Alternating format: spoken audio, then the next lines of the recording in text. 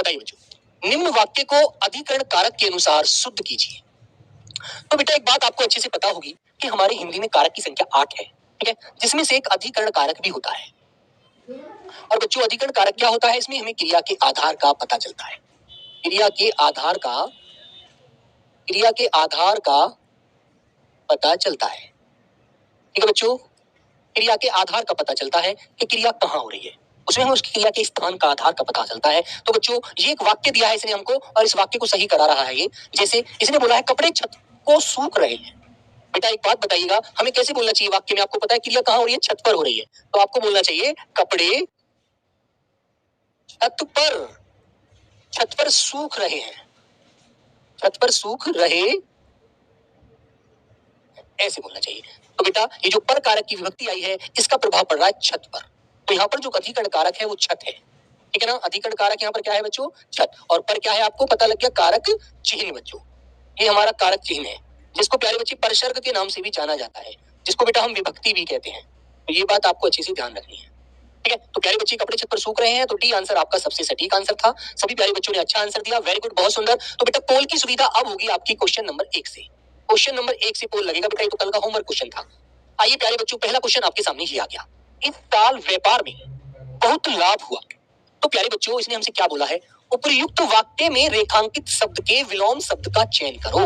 तो बेटा लाभ का विलोम क्या होता है आपकी नजर में इन चारों विकल्पों में से? तो सभी प्यारे बच्चे एक बार कमेंट करके बता दीजिए आंसर अपना।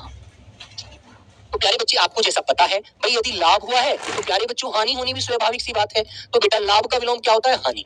लाभ होता है फायदा, हानि होता है नुकसान, ठीक है। तो मेरे प्यारे बच्चों ये आपका ऑप्शन नंबर ए वाला बिल्कुल सही आंसर है। सभी प्यारे बच्चों ने आंसर दिया, जिसको 94% वोट मिला। वेरी गुड, बहुत बढ़िया।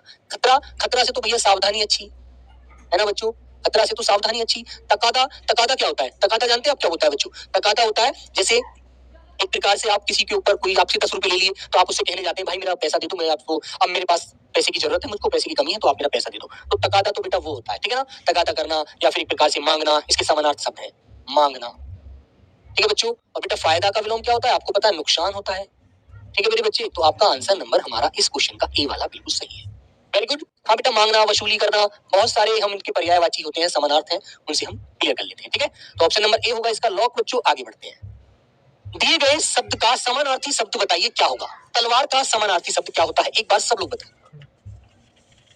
बताइए बेटा। तो बेटा भाला जो होता है ना, भाले को तो हम क्या बोलते हैं? भाले को तो प्यारे बच्चे हम लोग सांग भी कहते हैं, सांग, ठीक है। लांस भी कहते हैं बेटा, लांस, ठीक है। भाले को सांग, लांस है ना। नेजा भी कहते हैं, नेजा प्यारे बच्चे। कुंत भी बोलते हैं, कुंत। और मेरे बच्चे शलाका भी कहते हैं, शलाका। भाला जो होता है, भाला फेंक के मारा जाता है, ठीक है। चलो खदोत क्या होता है बताएगा कोई बच्चा? खदोत बेटा आपने देखा होगा, जो जुगनू होता था, जुगनू रात को उसमें बहुत सारे रंगों की लाइट सी जलती थी ना, लाइट सी को जुगनू उड़ रहा है, लाइट सी दिखती थी, तो बेटा वो जुगनू होता है, जुगनू, ठीक है ना, जुगनू। जिसे हम लोग पट बीजना भी कहते हैं, पट बीजना, जिसमें बहुत सारी लाइट सी जलती है, हम छोटे थे उस चीज को पकड़ते थे, है ना बेटा। शर माने क्या होता है? शर जानते हो? इस शर का मतलब होता है बाण, जिसको आप लोग तीर कहते हैं, है ना बच्चों। जिसे आप नाराज भी कहते हैं, नाराज, ठीक है ना भैया। और ऑप्शन तलवार को बोलते हैं, ठीक है, जिसे प्यारे बच्चे हम लोग कृपाण भी कहते हैं। क्या बोलते हैं बेटा? कृपाण भी कहते हैं, शमशीर भी कहते हैं, ठीक है ना। और बच्चों इसे हम तलवार तरवारी भी बोलते हैं संस्कृत में, तरवारी, ठीक है भैया। चंद्रहास भी कहते हैं बेटा इसको, चंद्रहास, ठीक है। तो ये सभी तलवार के पर्यायवाची होते हैं, ठीक है ना। तो ऑप्शन नंबर आपका बी वाला प्यारे बच्चों बिल्कुल राइट होता है इस क्वेश्चन का आंसर। वेरी गुड, याद रखना सभी प्यारे बच्चे। क्वेश्चन नंबर 3 का आंसर देंगे। निम्नलिखित वाक्य में रेखांकित शब्द के विलोम शब्द का प्रयोग करके रिक्त स्थान की पूर्ति कीजिए। यदि उन्नति उचित दिशा में न हो तो वह डैश का कारण बनती है। किसका कारण बनती है बेटा? अवनति का, दुराग्रह का, अपमान का, उन्नति का। तो भाई इसमें से डी आंसर तो कैंसिल कर दो। अब 3 आंसर आपके सामने हैं, तीनों में से आप बेटा आंसर बताएंगे आप लोग, ठीक है। बताओ बच्चों। तो बेटा उन्नति का विलोम होता है अवनति, ठीक है ना बच्चों। मेरे प्यारे बच्चे मुझे जड़ का विलोम लिखकर बताएंगे आप लोग, मुझे जड़ का विलोम क्या होता है? जड़ का विलोम क्या होता है? चलो। और बच्चों आप मुझे उन्मूलन का विलोम बताइए लिख करके, उन्मूलन का विलोम क्या होता है? 2 आंसर दीजिए जल्दी। दुराग्रह का विलोम क्या होता है बेटा? दुराग्रह का होता है आग्रह, ये मैं बताता हूं। अपमान का होता है बच्चों सम्मान, ठीक है। तो भैया जड़ का विलोम आप जानते हैं क्या होता है? चेतन। और बेटा उन्मूलन का होता है, बताएगा कोई बच्चा मुझे जल्दी से? चेतन। और उन्मूलन का विलोम क्या होता है? उन्मूलन होता है उखाड़ फेंकना, उखाड़ना। इसका विलोम होता है रोपण, ठीक है बच्चों, रोपण। तो ध्यान रखना, अच्छे से आपको याद रखना है। ठीक है बच्चों, वेरी गुड। क्वेश्चन नंबर 4, दिए गए शब्द के पर्यायवाची शब्द का चयन करें। तो बच्चे कुबेर, कुबेर कौन थे? कुबेर तो भाई धन के स्वामी थे, पैसे के राजा थे भैया वो तो, इसलिए उनको धनेश मिले। इनमें से बताइए क्या बोला जाएगा? बोलो बेटा। तो बेटा महाराज कौन होता है? जो महान राजा होता है ना? महान राजा जो होता है उसे महाराजा कहते हैं। जी आप तो महाराजा है, आप तो महान आदमी है। ठीक है बच्चे। तो बेटा यक्षराज, गिरिराज, यमराज, तीन आंसर आपके सामने है। यमराज कौन होता है बेटा? यमराज को तो धर्मराज कहते हैं, भूतनाथ कहते हैं, है ना? धर्मराज, धर्मराज। और प्यारे बच्चों इसको भूतनाथ भी कहते हैं, याद रखना, क्योंकि भूतों का स्वामी होता है, खींच कर ले जाता है, भूतों में मर जाता है व्यक्ति, है ना?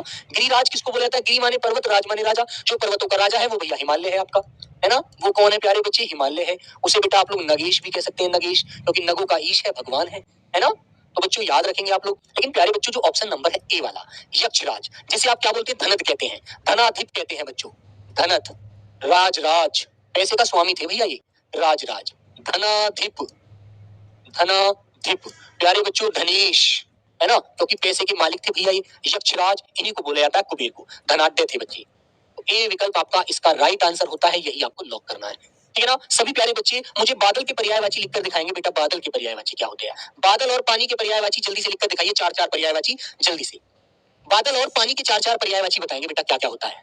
तो एक बात मैंने आपको बताई थी कि पानी के पर्यायवाची में दे या धर जोड़ देते हैं तो बेटा बादल का पर्यायवाची बन जाता है। तो बच्चों आप कह दीजिए नीरद, नीर माने पानी, दे माने धारण करना, नीरद, जलद, जलद, पयोधर, मेघ।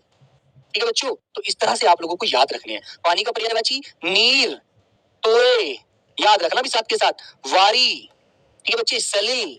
और प्यारे बच्चों भगवान जी जब बरसात करते हैं तो उसे मेघ पुष्प कहते हैं, मेघ पुष्प। तो बच्चों इस तरह से आपको सारे शब्द याद रखने हैं भैया। वेरी गुड, चलिए आगे आइएगा। तो ए आंसर लॉक करो और आगे बढ़ जाओ। टका सा जवाब देना, मुहावरे का उचित अर्थ क्या होगा? हाँ बेटा मेघ पुष्प भी कहते हैं, नीर, तोय, वारी, अंबु, सलील, मेघ पुष्प, जलधर, ये जलधर, पयोद, नीरद सब बादल के हैं। ठीक है, तो प्रयुक्त मुहावरे का सार्थक शब्द बताओ बेटा कौन सा है? के लिए टका सा जवाब देना, बहाना करना, यार बहाना करना तो ये तो इधर उधर करने की बातें करना होता है, बहाना कर रहा है वो तो भैया बात पढ़ा रहा है हमें। हिचकना, हिचकना तब कब होता है जब हिच्चो लगाता है आदमी, कोई गलती कर देता है और उसका सामना नहीं करना, करने की हिम्मत नहीं होती। ठीक है, लालच देना नहीं, इसके लिए आंसर होता है साफ इनकार करना। टका सा जवाब देना, साफ इनकार करना। ठीक है बच्चे, वेरी गुड। तो ये मेरे प्यारे दोस्त आपको याद रखना है। एक कहते हैं 9 to 11 होना, भाग जाना। ठीक है, पृथ्वी अपने अक्ष पर घूमती है, इस वाक्य में प्रयुक्त अक्ष शब्द निम्न में से किस अर्थ को व्यक्त करता है? तो बेटा बताइएगा आंसर क्या होगा, अक्ष का अर्थ क्या होगा? धुरी, आत्मा, पासा या बेटा पहिया? सब प्यारे बच्चे आंसर करके बताएंगे एक बार। अक्ष कहते हैं ना पृथ्वी अपने अक्ष पर, अपनी धुरी पर घूमती है। ठीक है, ऐसे आपको व्यवहार में लेना है। एक सीधी रेखा होती है बेटा और उस पर कोई चीज घूम रही है ना ऐसी, तो आपने देखा होगा बच्चों। तो मेरे प्यारे बच्चों इसे बोला जाएगा क्या? आंसर आया है 97% ए वाला। बहुत सुंदर जबरदस्त आंसर, जिसको बेटा धुरी कहा जाता है, धुरी। ठीक है ना, बहुत बढ़िया।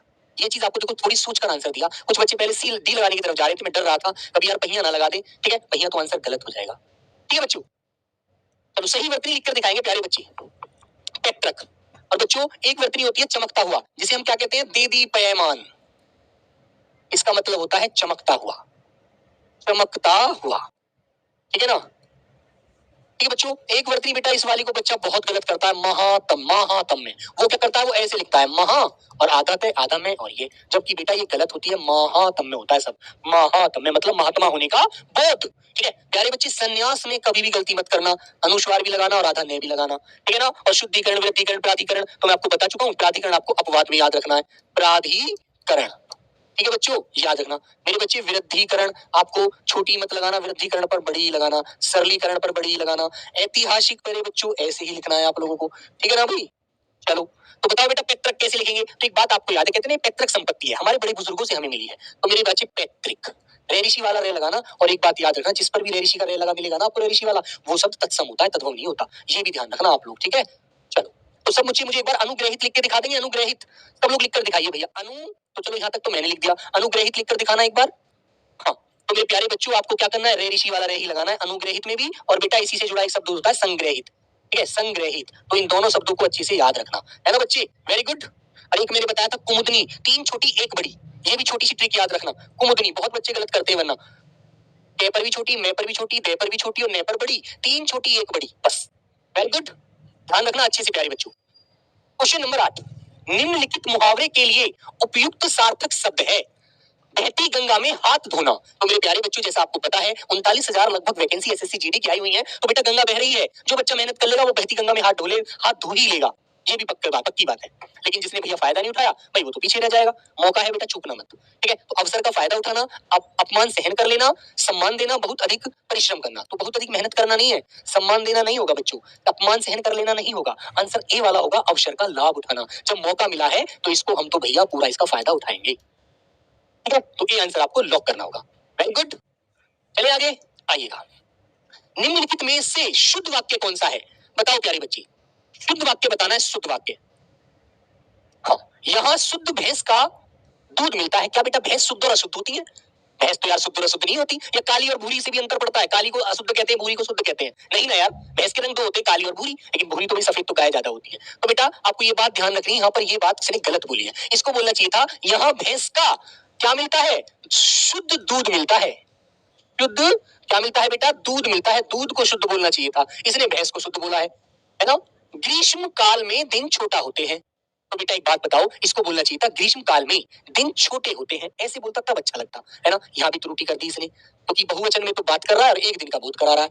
वह सोमवार के दिन आएगा। जब आपने बोल दिया कि सोमवार को आएगा तो दिल लगाने की क्या जरूरत थी? गलत है ना। लेकिन प्यारे दोस्त, एक डी वाले आंसर पर हम आते हैं, लेकिन एसएससी जीडी ने इसको सही माना है। लेकिन इसमें भी कभी आपको एक त्रुटि नजर आई तो ध्यान रखना। क्या ध्यान रखना है बेटा? विंध्याचल भारत के मध्य भाग में स्थित है।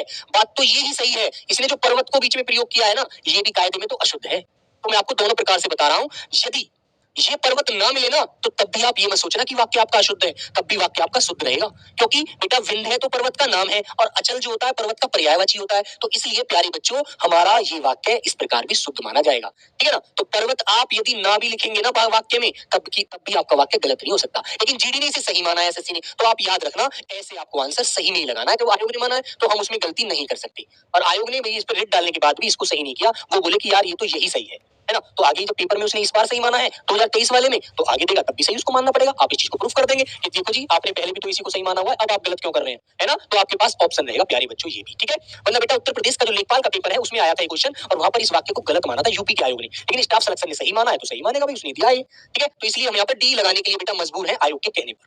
ठीक है, वेरी गुड। चलो क्वेश्चन नंबर प्यारे बच्चों 10, संन्यास लिखकर दिखा दीजिए। चलो हाँ, सही वर्तनी वाले शब्द का चयन करना है। कल एक बच्चा बेटा कह रहा था कि सर जी झाड़ू और यानी वर्तनी सही करके लिख दो। बेटा यानी में को ऐसे ही सही लिखना। बेटा यदि आपने यानी को दूसरे प्रकार से लिख दिया ना तो फिर हमको पानी नहीं पीने लायक छोड़ेगी, यानी बदल देगी हमारा पानी। ठीक है, तो संन्यास, तो बच्चों संन्यास आपको इस प्रकार लिखना है। और सन्यासी लिखना हो तो इस पर ही केवल आप क्या कर देना, बड़ी ई की मात्रा चढ़ा देना। सभी बच्चे मुझे दवाइयां लिखकर दिखाएंगे। बेटा दवाई तो मैंने लिख दिया, लीजिए। सभी बच्चे मुझे दवाइयां लिखकर दिखाएंगे, इसका बहुवचन रूप करके लिखना जरा एक बार। दवाइयां लिखकर दिखाओगे सब लोग, एक बार जल्दी से दिखा दो। दवाइयां लिखकर दिखा दो प्यारे बच्चे, 10 सेकंड में बस। तो बेटा याद रखना, जब हम किसी भी शब्द में बड़ी ई होती है अंत में और उसका हम बहुवचन बनाते हैं तो बड़ी ई छोटी वाली ई में बदल जाती है। तो मेरे प्यारे बच्चों दवाइयां आपको कैसे लिखना है? दवाइयां, और बेटा इसमें पीछे चंद्र बिंदु लगा देना, इसमें बड़ी ई को छोटी वाली ई में बदल देना। ठीक है, याद रखना अच्छे से। तो बच्चों ऑप्शन आपका डी वाला यहाँ पर सही है। 2021 के